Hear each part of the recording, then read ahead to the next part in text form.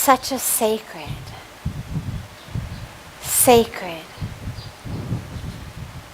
divine opportunity, divine holiday and holy day to be here at your feet on the banks of Mother Ganga.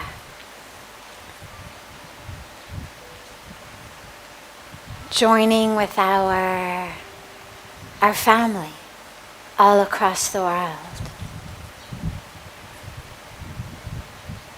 Ordinarily,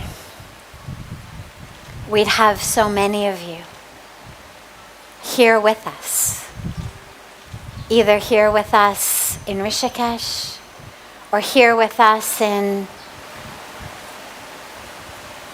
one of the numerous cities all over the world where we've come together for Guru Purnima. But the pandemic, the moment, the situation has created for us an opportunity, a really special opportunity to realize, not just in our brains, not just in our intellect, but really within our hearts and ourselves and our experience, to realize that truth that the saints and the sages and the rishis and the scriptures and the gurus have always told us, which is we are one, we are together. I've watched Puja Swamiji leave so many homes, cities, as he travels around the world, and as people are naturally so sad to see him leave. He always says, I'm there. I'm still there with you. Only the body's going. And this pandemic, this COVID-19, this situation, has really given us this possibility of really experiencing that. Because when he says it, when the masters tell us, whether they're leaving our physical home or leaving the planet, when they tell us, I'm there, I'm with you. It's not just a platitude, it's not just something that they say to make us feel better. It really is the truth. And during this time of the pandemic, as we gather together with our family around the world in spirit, in energy, in oneness, as we have that opportunity to know that we are together, even if physically we're not in the same few feet next to each other, but to know that we are together. And so on this day, as we sit here in Rishikesh, as we sit here at Puja Swamiji's holy feet, as we sit on the banks of Ganga, you, all of you, are here with us. You're here with us in the lap of the Himalayas, and we feel you. And it's an opportunity for all of you also to feel, to know, to experience being here with us. On this day of Guru Purnima, there's so many sacred and beautiful and amazing meanings and teachings. It falls during the beginning of the rainy season, Why? Because when the earth is parched, when the earth is desiccated, what does it need? It needs water. It needs rain. And when that rain comes onto the parched earth, what happens? Everything grows. I remember the first summer I was in India, almost 25 years ago. We had gone abroad for a Dharma Yatra, a peace pilgrimage. And I came back 5-6 weeks later, and I saw the impact of the rainy season upon the land here, where there had been little, nothing shrubs and grass. Suddenly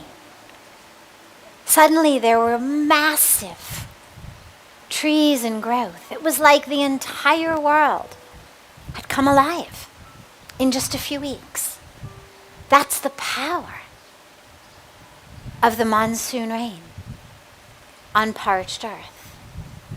And that's the power of the Guru in our lives. When we feel dry, when we feel dried up, when we feel an absence of life, an absence of juice, an absence of flourishing and blossoming in our lives, the grace of the Guru, the presence of the Guru, the blessings of the Guru, that is what brings that life back. Or perhaps brings that life for the first time into our lives. And so Guru Purnima, this full moon dedicated to the Guru, comes at the time when the rains fall upon the dry earth to remind us that light of the Guru, that presence of the Guru, is that which brings the growth, the life into our lives, into our hearts, into our minds, and actually brings that sacred holiness into our lives. It's the time in which the light comes to the darkness. That's what Guru means. The word Guru literally means the one who dispels the darkness and brings the light. In the sacred, divine, ancient, Sanatan Dharma tradition, we don't believe that the self is dark. No. The self is light. The self is divine. The self is perfect and pure. So that darkness is not of the self. It's not about, oh, you need to be saved. We don't talk about salvation. We talk about liberation. So the core of who we are, the self, is divine, pure, whole, perfect. But in that darkness, in the darkness of ignorance, we forget. We forget who we are, and we start to identify as these roles, as these titles, as this physical body. And so we start to think, oh, I am my career. I am my title. I am this. I am my physical body. I am my bank account. I am my emotions. And it brings suffering. Brings suffering while we are experiencing it. Because of course, if I am my career, or I am my bank account, or I am my physical beauty, or handsomeness or youth, then the minute that that career is over, I get fired, I have to retire, something happens. Not only have I lost my job, but I've lost myself. I've lost who I am then. If I am my bank account, then when the stock market goes up and down and I lose my money, not only have I lost my money, but I've lost myself. I've lost who I am. If I am my beauty, my handsomeness, my youth, my appeal, then as I age, which by the way happens to everyone, suddenly, not only do I lose my youth, but I lose myself, I lose my identity. If I am what I look like, I get a pimple on my nose, or I get, God forbid, into a car accident and something happens to what I look like, I've lost not only my health, but I've lost myself. And that's the darkness that causes suffering.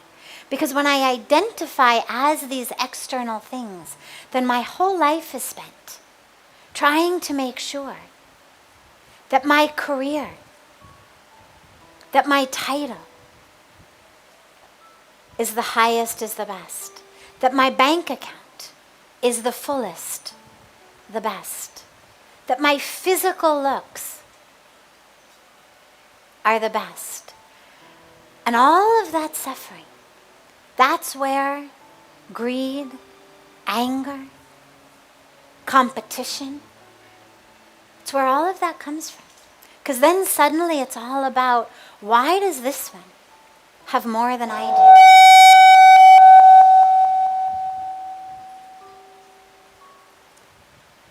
Why does this one have more than I do? Why is this one taking what should be mine? Why is this one getting a nicer office, a promotion, a title, more acclaim, more name, more spotlight? Why is this one have the nice house or the nice car? Then our whole lives go in comparison, in competition, in judging ourselves based only on this tiny intersection of time and space. What I look like, what I do, how much I make. And this is where all of our scriptures, all of our teachings emphasize over and over again in so many ways. You are not the body. You are not the identity. You are not the title. You are not the career. You are not what you look like. And that's what the Guru does. The Guru shines the light to enable us to see. So the darkness, it's not a darkness of who you are. It's not the Guru turns you as a bad person into you as a good person, or you as a dark person into you as a light person.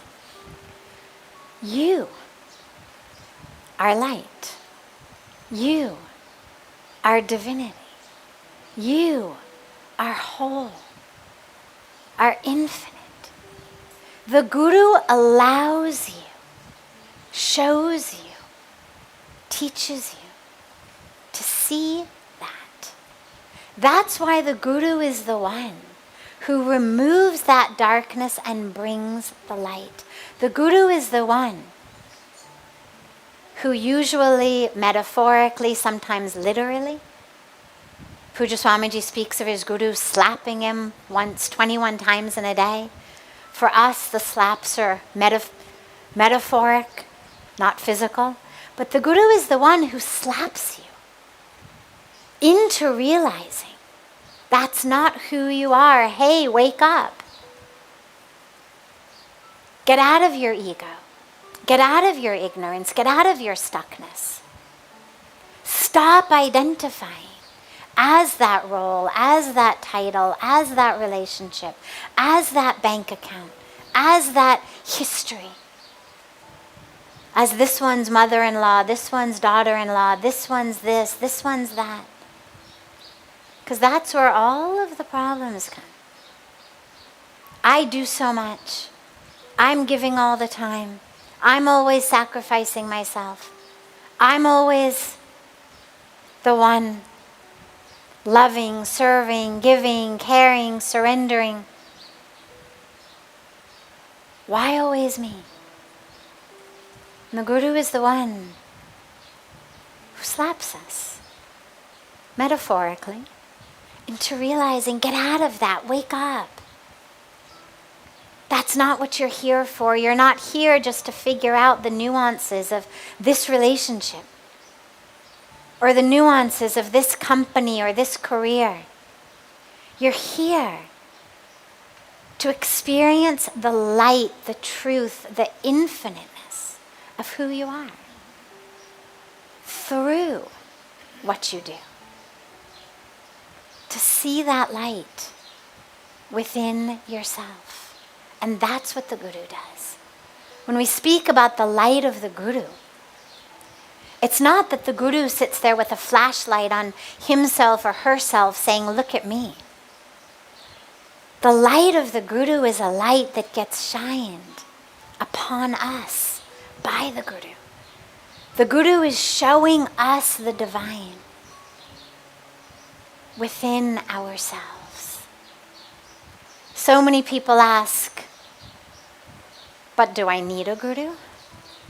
Why do we have to have a Guru? Especially in the West, but now also in more kind of sophisticated, modern India. Why do I need a Guru? I've got Google, I've got YouTube, I've got the internet. Jo bhi mujhe seekhna hai. Just online jaake seekh lo. I can go online, I can learn anything. Why do I need a Guru? And in theory, you don't. In theory, we do have examples throughout history of mystics who experienced enlightenment simply by a touch of grace. But they are by far the exception rather than the rule. Because for most of us, even though that light is within us, even though that truth is within us, that fullness and wholeness and divinity is within us, our ego is so strong, so loud, so powerful, so present, and so wily that whatever we want, the ego dresses up as that. So if we say, I'm going to listen to that divine voice within, the ego knows how to dress up as the divine voice within. And suddenly, coming as that divine voice within, the ego says, you really should have the corner office. You really should have been the one to get that promotion. This one's trying to steal your spotlight. I emptied the dishwasher last night. Why doesn't she empty it tonight? And then we say, my inner voice told me. And so this is where the Guru is so important, because the Guru is the one who actually can see and shows us that's ego. That's darkness. That's ignorance. Yes, I know it's ego wearing the costume of your inner voice. I know it's ego wearing the costume of intellect.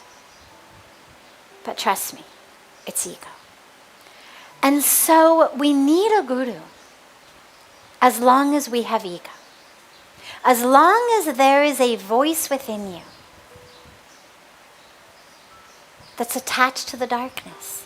As long as there's an identity within ourselves that is attached on any level to how I want it, when I want it, the way I want it. As long as there's any part of you within that says, I am depressed, I am angry, I am an alcoholic, I am a drug addict, I am a victim of abuse, as long as there is a voice and an identity within that says, I am anything other than pure divine consciousness, love, truth, we need a guru. And by the way, having a guru is a blessing. It's not like, oh, you're failing math, you need a tutor. Having a guru is the greatest blessing. Having a guru is like knowing a shortcut to get through the traffic. It's like, I remember when I was a little kid sitting in the car with my grandma, and when we'd be stuck in traffic, she used to say, someday we'll invent a car that can rise above the traffic and in the sky cut across it all. And I remember laughing and saying, oh, Grandma. But the guru is that for the traffic in our lives. The guru is that takes us out of the jams, that takes us out of being stuck, that takes us out of when we feel imprisoned, dead, stuck, stagnant, dark, afraid, unsure. So the guru is the greatest blessing. That special light, that special shortcut, that special Shakti that lifts you up out of the traffic jam and brings you, carries you to that destination. And lastly, there's so much to share, but lastly for now, Guru Purnima falls on the full moon. And I love that because for me the significance of the full moon is so deep.